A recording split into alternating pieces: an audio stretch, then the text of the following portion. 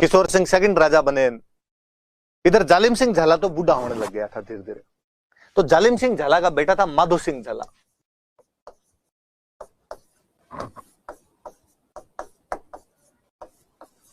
माधो सिंह जालिम सिंह झाला का बेटा था।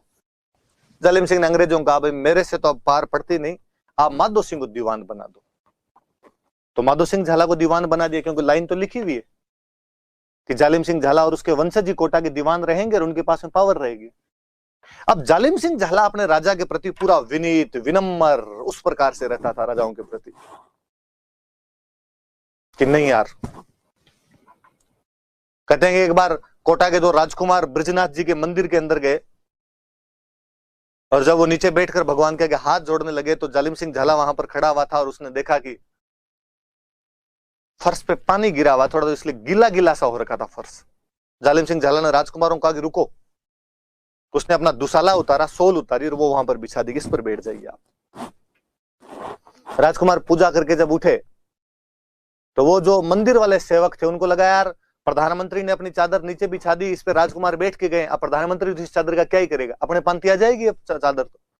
और उन्होंने वो सोल उठा के अपने पास रखी। जालिम सिंह झाला उनसे सोल छीन के वापस सोल ले गया और उसने कहा कि इस पर मेरे स्वामियों के पद चिन्ह लगाए हुए हैं, ये मेरे लिए और ज्यादा कीमती हो गया है। कहते ऐसे खूब सारे उसके उदाहरण है जब उसने ऐसी स्वामी भक्ति प्रदर्शित की थी। पर कई लोग कहते हैं कि नहीं, ये सब वो ऊपर ऊपर से दिखाया करता था। राजाओं ने उसके खिलाफ षड्यंत्र रचे, वो राजाओं के खिलाफ कहते हैं षड्यंत्र रचता रहता था। इवन मतलब षड्यंत्रों का तो इतना दौर था जालिम सिंह के खिलाफ था ये वास्तव में कि वो राजा का बहुत खास था, इसलिए बाकी वाले जलते थे, इसलिए राजा को भड़काते रहते। राजा कई बार उसके खिलाफ कार्रवाइयां करते रहते, क्यों लोहे के पिंजरे में सोया करता था, ताला वाला लगा के वैसे सोता कि रात को आके कोई नींद मार जाए कहीं पे, इतना उसको आसपास वालों पे भरोसा नहीं रहता था। पर वो अपने राजाओं के प्रति विनीत रहा, राजाओं के प्रति विनीत, दोस्तों का दोस्त। दोस्तों के दोस्त की तो एक बात की, एक बार वो किसी युद्ध में मेवाड़ वालों की तरफ से लड़ा था। मैं आगे कभी वो युद्ध बताऊंगा आपको, लिखवाऊंगा इसमें। उज्जैन का युद्ध हुआ था मेवाड़ और मराठा वालों के बीच में, तो शानदार सा युद्ध है राजस्थान के इतिहास का। कर्नल टोड बहुत बेहतरीन वर्णन करता है, किसी अन्य स्थान पर हम उसकी बात करेंगे। उस युद्ध में जालिम सिंह झाला मेवाड़ की तरफ से लड़ता है, पर मराठे पकड़ लेते हैं उसको, गिरफ्तार कर लिया गया। वहां पर जब वो मराठों की जेल में था तो एक इंगले नाम का एक मराठा सरदार उसका दोस्त बन गया। इंगले नाम का इंगले 60,000 रुपए देकर मराठा सेनापति को जालिम सिंह झाला को छुड़ा लेता है। यार छोड़ो यार इस आदमी को। तो जालिम सिंह झाला ने इस बात को हमेशा याद रखा कि यार इसने 60,000 रुपए देकर अपने को छुड़वाया था। कालांतर में और फिर मराठों की फौज मेवाड़ पर आती है। इस बार मेवाड़ वाले इंगले के भाई भालेराव को गिरफ्तार कर लेते हैं। जब जालिम सिंह झाला को इस बात का पता चला कि अपने को छुड़वाने वाले इंगले के भाई भालेराव को मेवाड़ वालों ने गिरफ्तार कर लिया, जालिम सिंह झाला मेवाड़ पर आक्रमण करके भालेराव को छुड़वा लेता है। दोस्तों का कितना सच्चा दोस्त रहा होगा वो, ये उसकी उस नीति से और पता चलता है। अब वो तो ये सब निभाने वाला था, स्वामी भक्ति निभाने वाला, दोस्ती निभाने वाला, दूरदर्शी, आगे का सोचने वाला। तो औलाद तो नहीं हो तो नहीं हो भाई। और माधो सिंह और किशोर सिंह सेकंड में टसल होनी शुरू होगी, इनमें नहीं बने आपस में। और कहते हैं कि किशोर सिंह ने अंग्रेजों का कि भाई सारे अधिकार मुझे दिलवाओ। अंग्रेजों ने कहा कि नहीं, ये तो भाई हमने संधि के अंदर लिख के दे दिया कि अधिकार तो झालाओं के पास रहेंगे, दीवान जो होगा उसके पास रहेंगे। ऐसा करके किशोर सिंह कोटा छोड़ के चला गया। फिर उसने कहा राज्य करने का मतलब ही क्या, मैं नहीं कर रहा यहां पे राज। वो कोटा छोड़ के चला जाता है। कहते जालिम सिंह झाला को जब पता चला किशोर सिंह चले गए तो जालिम सिंह झाला महल के अंदर गया और उसने राज सिंहासन पर किशोर सिंह की चप्पलें रख दी खड़ाऊ, कि हमारे महाराजा कुछ गलत लोगों के बहकाओं में आकर चले गए हैं, लेकिन मैं महाराजा का उतना ही सम्मान करता हूं और मैं उनकी खड़ाऊ यहां पर रखता हूं।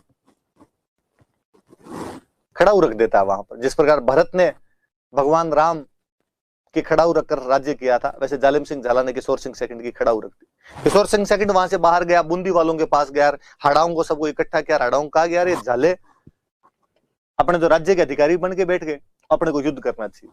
और वो आसपास से सेना बटोर के लेके आ गया। 12 में एक जगह पड़ती है मांगरोल, यहां पर युद्ध होता है, मांगरोल का युद्ध।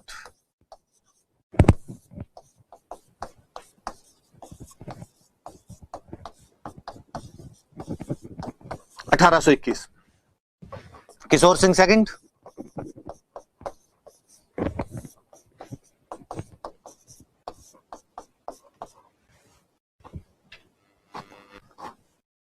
सामने जालिम सिंह झाला। अब जब सेना ही आ गई तो जालिम सिंह झाला ने कहा कि भाई ठीक है लड़ लो, जब आपकी यही मन में आ गई तो आपको जब मेरे पे अटैक करना है तो। जालिम सिंह झाला ने अंग्रेजों का तो संधि तुम्हारी करवाई हुई थी, तुम देख लो। तो अंग्रेजों ने कहा हमारा सपोर्ट तुम्हारी तरफ है। अंग्रेजों की तरफ से आया था तोड़।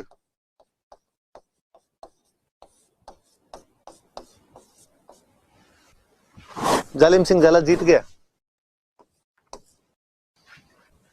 जीत जाता वो इस युद्ध में। किशोर सिंह सेकंड तो बेचारा भाग के नाथ द्वारा आ गया, वल्लभ संप्रदाय को मानते ही थे और नाथ द्वारा कहा कोटा नाथ जी के समर्पित है, अब नाथ जी करेंगे वैसा हो जाएगा। फिर इधर मेवाड़ के राजा हुआ करते थे भीम सिंह, कृष्णा कुमारी के जो पिता थे, कृष्णा कुमारी विवाह जिनके बीच में हुआ था। भीम सिंह ने इन दोनों के बीच समझौता कराया। जालिम सिंह झाला को फोन किया कि जालिम सिंह यार इतने जालिम भी मत बनो, आप राज्य तो वापस दे दो। जालिम सिंह ने कहा मैं तैयार हूं, ये तो किशोर सिंह जी आर्मी लेके आ गए थे, इस चक्कर में साहब लड़ाई करनी पड़ी, बाकी मैं स्वामी के प्रति पूरा स्वामी भक्त। कहते हैं वापस जब किशोर सिंह कोटा पहुंचे तो कोटा की अगवानी करने के लिए, किशोर सिंह सेकंड की अगवानी करने के लिए सामने गया जालिम सिंह झाला।